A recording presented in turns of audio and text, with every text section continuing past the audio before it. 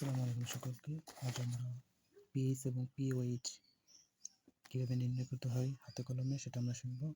ক্যালকুলেটরবিহীন varsity mathematic কাজে সেটা প্রয়োজন পড়বে।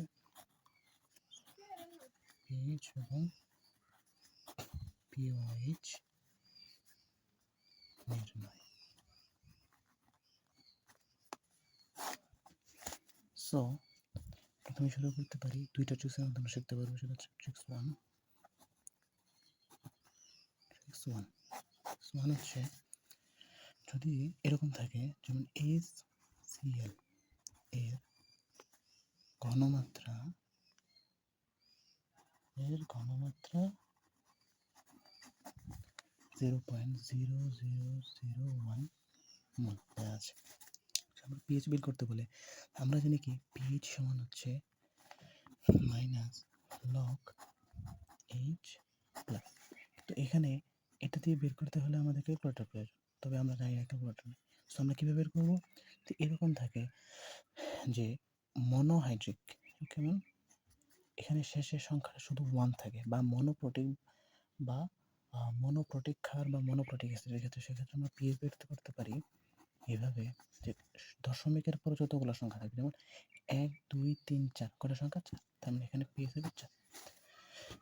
একইভাবে যেমন HClO4 এর ঘনমাত্রা দেয়া আছে 0.001। এই ক্ষেত্রে আমরা পিএইচ লিখতেই পারি এভাবে যে কয়টা শূন্য আছে 1 2 3, তার মানে এর পিএইচ হচ্ছে 3। একটা ট্রিক্স। আরেকটি হচ্ছে, এবং পিওএইচ এর ক্ষেত্রে হচ্ছে একই ট্রিক্স। ক্ষেত্রে যেমন সোডিয়াম হাইড্রোক্সাইড এর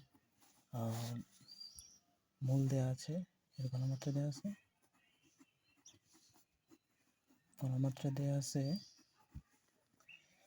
0.01। সো এখানে পিওএইচ হবে 2, তার মানে হচ্ছে 2। আমরা এখন 2 নম্বর ট্রিক্স চলে আসি। আমাদের 2 নম্বর ট্রিক্স হচ্ছে ট্রিক্স 2।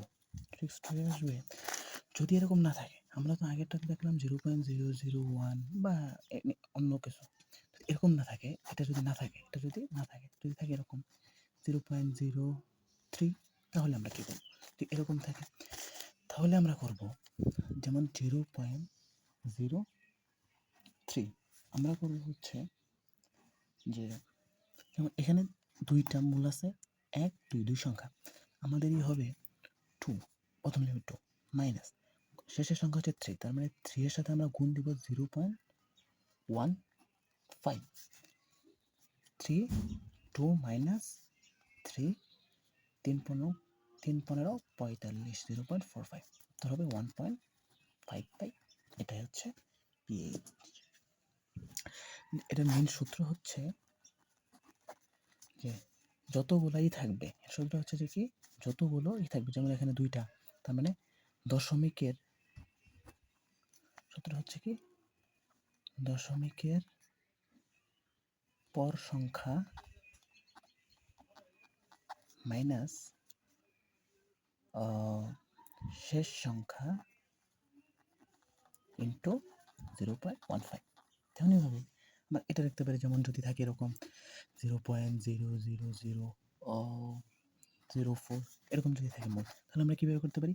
মানে এখানে 1 2 3 4 5, তাহলে প্রথমে লিখবো আমরা 5, দেখো মাইনাস কত আছে শেষ সংখ্যা 4, তাহলে 4 ইন্টু 0.15, তাহলে 5 মাইনাস 4 0.60, সমান হচ্ছে 4.40।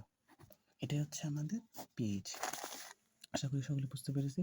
এবং আমাদের আর পিএইচ নিয়ে সমস্যা হওয়ার কথা না। আরেকটি হচ্ছে এরকম আছে যে আমরা জানি pH plus pOH is equal to 14। যদি কখনো প্রয়োজন হয় আমাদের পিএইচ, তাহলে আমরা এইভাবে বের করতে পারি 14 মাইনাস পিওএইচ, এবং অথবা এভাবে বের করতে পারি, সেটা হচ্ছে pOH is equal to 14 minus pH.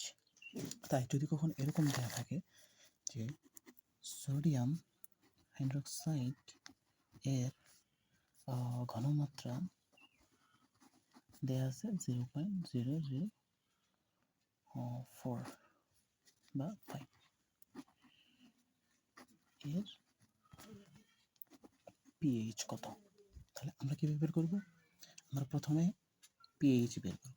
উত্তর হবে কি প্রথমে পিওএইচ বের করব। পিওএইচ আমরা জানি একই নিয়ম, পিএইচ এবং pOH 1 2 3 3 minus 5 into 0.15 is equal to 3 minus 375 0.75। তাহলে আমাদের দাঁড়ায় হচ্ছে 2.25। এটা হচ্ছে আমাদের পিওএইচ। এটা হচ্ছে পিওএইচ। পিএইচ বের করবো কীভাবে? পিএইচ ইজ ইকুয়াল টু হবে 14 মাইনাস পিওএইচ, তার মানে হচ্ছে 14 মাইনাস 2.25 ইজ ইকুয়াল টু 11.75। এটা হচ্ছে আমাদের পিএইচ। আশা করি সকলে আমরা বুঝতে পারছি যে খুবই সহজ। পিএইচ এবং পিওএইচ দুটোই একই। এটা পিএইচ হতে পারে, এটা পিওএইচ হতে পারে। যদি ক্ষারের ক্ষেত্রে বলে এটা পিওএইচ, আর যদি এটা অ্যাসিডের ক্ষেত্রে বলে তাহলে এটা পিএইচ। আশা করি সকলে বুঝতে পারছো? পরবর্তী ভিডিও দেখার জন্য আমন্ত্রণ রইল।